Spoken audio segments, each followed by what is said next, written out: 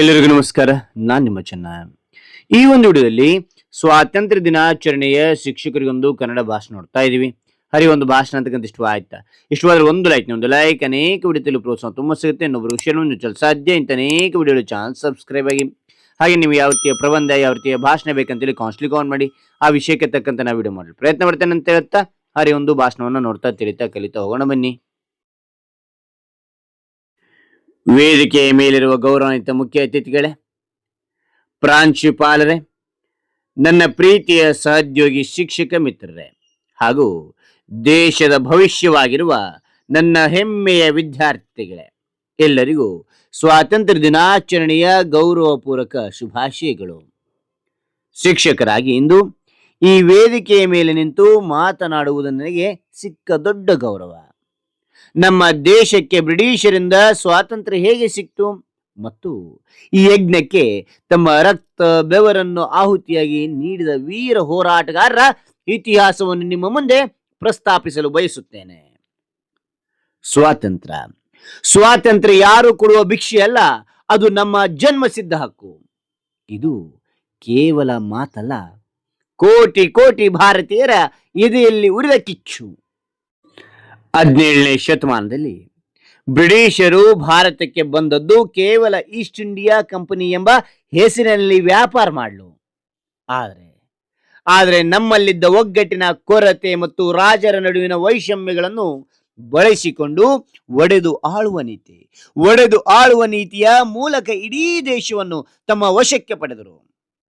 ನಮ್ಮದೇ ನೆಲದಲ್ಲಿ ನಮ್ಮನ್ನು ಗುಲಾಮರನ್ನಾಗಿ ಮಾಡಿದರು. ರೈತರ ಶೋಷಣೆ, ಆರ್ಥಿಕ ಲೂಟಿ ಮತ್ತು ಸಾಂಸ್ಕೃತಿಕ ಹಲ್ಲೆಗಳ ಮೂಲಕ ಭಾರತೀಯ ಆತ್ಮಗೌರವವನ್ನು ಹೊಸಕಿ ಹಾಕಲು ಯತ್ನಿಸಿದರು. ಬ್ರಿಟಿಷರ ಕ್ರೌರ್ಯ ಮಿತಿ ಮೀರಿದಾಗ ಭಾರತೀಯರ ತಾಳ್ಮೆ ಕಟ್ಟೆ ಹೊಡೆಯಿತು. 1857ರ ಪ್ರಥಮ ಸ್ವತಂತ್ರ ಸಂಗ್ರಾಮದಲ್ಲಿ ಮಂಗಳ ಪಾಂಡೆ ಹಚ್ಚಿದ ಕ್ರಾಂತಿಯ ಕಿಡಿ ಇಡೀ ದೇಶಕ್ಕೆ ಹರಡಿತು. ಝಾನ್ಸಿ ರಾಣಿ ಲಕ್ಷ್ಮೀಬಾಯಿ, ತ್ಯಾತೆ ಟೋಪೆ ಬ್ರಿಟಿಷರ ವಿರುದ್ಧ ರಣ ಕಹಳೆ ಮೊಳಗಿದ್ರು. ನಮ್ಮ ಕರ್ನಾಟಕದ ಹೆಮ್ಮೆಯ ವೀರವನಿತೆ ಕಿತ್ತೂರು ರಾಣಿ ಚೆನ್ನಮ್ಮ ಮತ್ತು ಆಕೆಯ ನಂಬಿಕಸ್ಥ ಬಂಟ ಸಂಗೊಳ್ಳಿ ರಾಯಣ್ಣ ಬ್ರಿಟಿಷರಿಗೆ ಸಿಂಹ ಸ್ವಪ್ನರಾದರು. ನನ್ನ ದೇಶದ ಮಣ್ಣಿನಲ್ಲಿ ಹುಟ್ಟುವ ಪ್ರತಿ ಕಣವು ದೇಶ ಪ್ರೇಮ ಗೀತೆಯನ್ನೇ ಹಾಡಬೇಕು. ಈ ದೇಶ ಪ್ರೇಮದ ತೀವ್ರತೆಗೆ ಸಾಕ್ಷಿ ಕ್ರಾಂತಿಕಾರಿಗಳ ಮಾರ್ಗ. ಭಗತ್ ಸಿಂಗ್, ಸುಖದೇವ್, ರಾಜ್ಗುರು ಕೇವಲ 20ರ ಹರೆಯದಲ್ಲೇ ದೇಶಕ್ಕಾಗಿ ನಗುತ್ತಾ ಗಲ್ಲು ಕಂಬ ಏರಿದರು. ಚಂದ್ರಶೇಖರ್ ಆಜಾದ್ ಕೊನೆಯವರೆಗೂ ಬ್ರಿಟಿಷರಿಗೆ ಸಿಗದೆ ತಾವೇ ವೀರಮರಣ ಹಪ್ಪಿದ್ರು. ಇನ್ನು ನೇತಾಜಿ ಸುಭಾಷ್ ಚಂದ್ರ ಬೋಸ್ ಅವರು ನನಗೆ ರಕ್ತ ಕೊಡಿ, ನಾನು ನಿಮಗೆ ಸ್ವಾತಂತ್ರ್ಯ ನೀಡುತ್ತೇನೆ ಎಂದು ಸಾರಿದರು.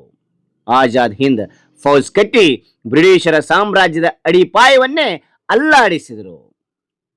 ಒಂದೆಡೆ ಸಶಸ್ತ್ರ ಹೋರಾಟ ನಡೆಯುತ್ತಿದ್ರೆ, ಮತ್ತೊಂದೆಡೆ ಮಹಾತ್ಮ ಗಾಂಧೀಜಿಯವರ ಸಾರಥ್ಯದಲ್ಲಿ ಸತ್ಯ ಮತ್ತು ಅಹಿಂಸೆಯ ಬೃಹತ್ ಆಂದೋಲನ ಆರಂಭವಾಯಿತು.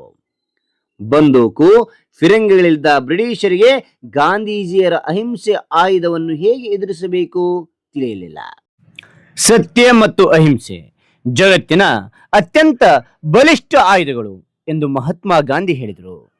ಅಸಹಕಾರ ಚಳುವಳಿ, ವಿದೇಶಿ ವಸ್ತುಗಳ ಬಹಿಷ್ಕಾರ, ದಂಡಿ ಉಪ್ಪಿನ ಸತ್ಯಾಗ್ರಹ ಮತ್ತು ಅಂತಿಮವಾಗಿ 1942ರ ಭಾರತ ಬಿಟ್ಟು ತೊಲಗಿ ಚಳುವಳಿಗಳು ಬ್ರಿಟಿಷರನ್ನು ಸಂಪೂರ್ಣವಾಗಿ ಕಂಗಾಲು ಮಾಡಿದವು.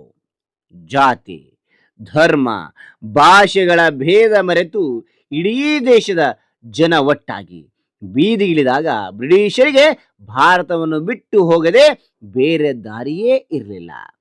ಇದರ ಫಲವಾಗಿ ಆಗಸ್ಟ್ 15, 1947ರಂದು ಮಧ್ಯರಾತ್ರಿ ಭಾರತ ಸ್ವತಂತ್ರ ದೇಶವಾಗಿ ಉದಯಿಸಿತು.